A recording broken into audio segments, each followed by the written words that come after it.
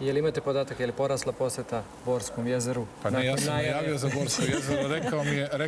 Rekao mi je Spaskovski sinoć, razgovarali smo oko topionice i bio mi naše muke kako da rešimo topionicu i kako da uložimo u rudnike i kako da provedemo transformaciju. On mi je rekao, od kad si rekao to na televiziji, dramatično je uskočilo prisustvo ljudi na Borskom jezeru, ali da, i verovatno ću ići.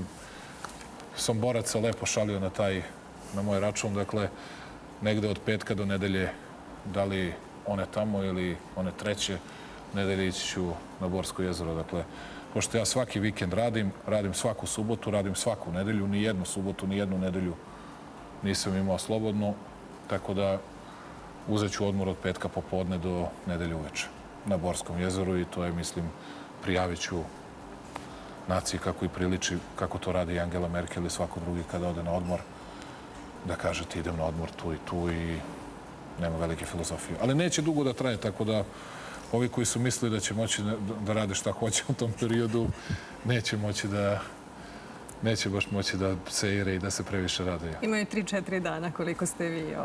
Da, ceo vikend. Hvala vam što ste bili naš gost ovoga jutra.